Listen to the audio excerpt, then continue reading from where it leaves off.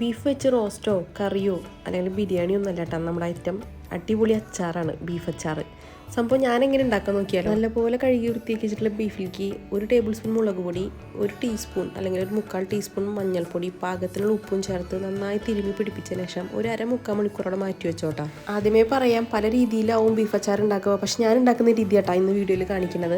മസാല തേച്ച് പിടിപ്പിച്ച ബീഫ് കുക്കറിൽ നല്ലപോലെ വേവിച്ചിട്ട് കൊണ്ടുവരണം. അതിൻ്റെ വെള്ളമൊന്നും കളയരുത്. വെള്ളം ഒഴിക്കാതെ വേണട്ടാ ബീഫ് വേവിച്ചെടുക്കാൻ വേണ്ടിയിട്ട്. ഇനി ബാക്കി കാര്യങ്ങൾ നോക്കാം. കുറച്ച് ഇഞ്ചി വെളുത്തുള്ളി പേസ്റ്റ് വേണം. അതിലേക്ക് ഒരു 10-25 വെളുത്തുള്ളിയും ഒരു വലിയ കഷ്ണം ഇഞ്ചി കൂടി അരച്ച് പേസ്റ്റാക്കി മാറ്റി വെച്ചോ. ഇഞ്ചിയും വെളുത്തുള്ളിയൊക്കെ കുറച്ച് അധികം വേണട്ടെ ഈ അച്ചാറിക്ക്. എന്നാലും നമ്മൾ വിചാരിച്ചിട്ടുള്ള രുചി കിട്ടുള്ളൂ. ഒരു പാൻ ചൂടാക്കിയിട്ട് അതിലേക്ക് സൺഫ്ലവർ ഓയിൽ അല്ലെങ്കിൽ ഏതെങ്കിലും വെജിറ്റബിൾ ഓയിൽ നന്നായി ചൂടാക്കി എടുക്കണം. അതിലേക്ക് ഒരു 10-20 വെളുത്തുള്ളി നടു കീറിയിട്ട് നന്നായി വറുത്ത് മൊരിച്ചെടുക്കണം. നമ്മുടെ അച്ചാറിലേക്ക് ചേർക്കാൻ വേണ്ടിയിട്ടാണ്. വെളുത്തുള്ളി മാത്രമല്ല, പിന്നെ അതുപോലെ തന്നെ ഒരു മീഡിയം സൈസ് ഇഞ്ചിയും ചെറിയ കഷ്ണങ്ങളാക്കി, അതായത് നീളത്തിലരിഞ്ഞിട്ട് ഇതുപോലെ മൂപ്പിച്ച് കൊണ്ടുവരണം.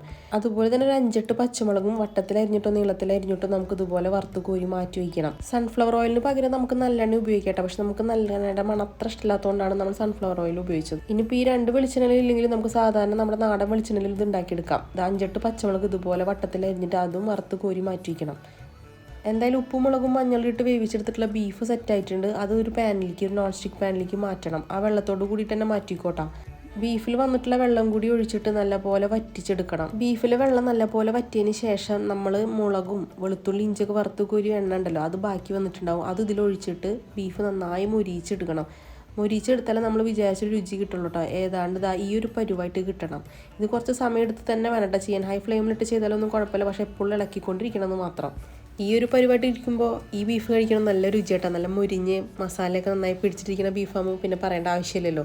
എന്തായാലും ബീഫ് നന്നായി മുരിഞ്ഞ് കഴിഞ്ഞാൽ അത് കോരി വേറൊരു പാത്രത്തിലേക്ക് ഇട്ടോ. ബീഫ് മൂപ്പിച്ചെടുത്ത അതേ പാനിൽ തന്നെ നമുക്ക് കുറച്ചും കൂടി വെളിച്ചെണ്ണ ഒഴിക്കാം. വെളിച്ചെണ്ണ എന്ന് പറയുന്നത് സൺഫ്ലവർ ഓയിൽ അല്ലെങ്കിൽ ഏതെങ്കിലും വെജിറ്റബിൾ ഓയിൽ ഇട്ടാൽ അതിലേക്ക് നമ്മൾ നേരത്തെ അരച്ച് മാറ്റി വെച്ചിട്ടുള്ള വെളുത്തുള്ളി ഇഞ്ചി പേസ്റ്റ് അത് ചെറു തീയിലിട്ടിട്ട് നന്നായി മൂപ്പിച്ചെടുക്കണം. ഈ വെളുത്തുള്ളി ഇഞ്ചി പേസ്റ്റിന് നല്ല പച്ചമണം പോകണം കേട്ടോ, എന്നാലും അതിൻ്റെ പാകമാവുള്ളൂ. അതിന് ശേഷം നമുക്ക് അതിലേക്ക് പൊടികളൊക്കെ ചേർക്കാം. ഏതാണ്ട് ഈ ഒരു പരുവാവും കേട്ടോ. നന്നായി കരിഞ്ഞിട്ടുണ്ടാവില്ല, എന്നാൽ നല്ല പച്ചമണം പോയിട്ടുണ്ടാവും. എരിവ് അധികം വേണ്ടാത്തവർക്ക് ഈ സമയത്ത് കാശ്മീരി ചില്ലി പൗഡർ ചേർത്താലും മതി, അല്ലെങ്കിൽ നല്ല എരിവുള്ള മുളക് പൊടിയും ചേർക്കാം. നമ്മൾ ഏതാണ്ട് 3 ടേബിൾ സ്പൂണോളം നല്ല എരിവുള്ള മുളക് പൊടിയും പിന്നെ 1 ടേബിൾ സ്പൂൺ കാശ്മീരി ചില്ലി പൗഡറും ചേർത്തിട്ടുണ്ടായിരുന്നു. പിന്നെ മഞ്ഞൾപ്പൊടി. പൊടികൾ ചേർക്കുന്ന സമയത്ത് പരമാവധി തീ ഓഫ് ചെയ്യണം നല്ലത്, ഇല്ലെങ്കിൽ പെട്ടെന്ന് കരിഞ്ഞു പോകും. എന്നിട്ട് തീ ഓൺ ചെയ്ത് ചെറു തീയിലിട്ട് മൂപ്പിച്ചെടുക്കണം. അതിലേക്ക് 1 കപ്പോളം വിനാഗിരിയും പിന്നെ പാകത്തിനുള്ള ഉപ്പും ചേർത്തിട്ട് ഒന്ന് തിളപ്പിച്ചെടുത്തോ. കുറച്ച് ഗരം മസാലയും ചേർത്തോട്ടോ, അധികമൊന്നും വേണ്ട. ഏതാണ്ട് ഒരു 1/4 ടീസ്പൂണൊക്കെ മതി. അതും കൂടി ചേർത്ത് ഇളക്കിയതിന് ശേഷം നമ്മൾ വറുത്ത് കോരി മാറ്റി വെച്ചിട്ടുള്ള ഇഞ്ചി വെളുത്തുള്ളി പച്ചമുളക് അതും കൂടി ചേർത്ത് മിക്സാക്കി വെക്കും. ഈ സമയത്തൊക്കെ തീ വളരെ കുറച്ച് വെച്ചാൽ മതിട്ടാ, ഇല്ലെങ്കിൽ ഈ മസാലയൊക്കെ പെട്ടെന്ന് കരിഞ്ഞു പോകും. എല്ലാം നല്ല പരുവത്തിൽ മിക്സായി കഴിഞ്ഞാൽ നമ്മൾ വറുത്ത് കോരി മാറ്റി വെച്ചിട്ടുള്ള ബീഫ് ഉണ്ടല്ലോ, ആ ബീഫും കൂടി ചേർത്ത് ഇളക്കിക്കോ. ഈ സമയത്താട്ടാ നമുക്ക് വേണ്ട ഉപ്പും മുളകും എല്ലാം നോക്കേണ്ടത്. എന്തും കുറവുണ്ടെങ്കിൽ ഈ സമയത്ത് ചേർക്കാം.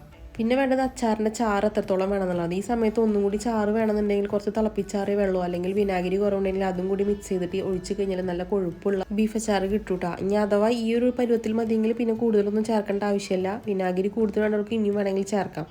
എന്തായാലും നിങ്ങളുടെ ബീഫ് അച്ചാർ ഇതിൽ നിന്ന് വ്യത്യസ്തമാണെങ്കിൽ ഒന്ന് കമൻറ്റ് ചെയ്യണേ.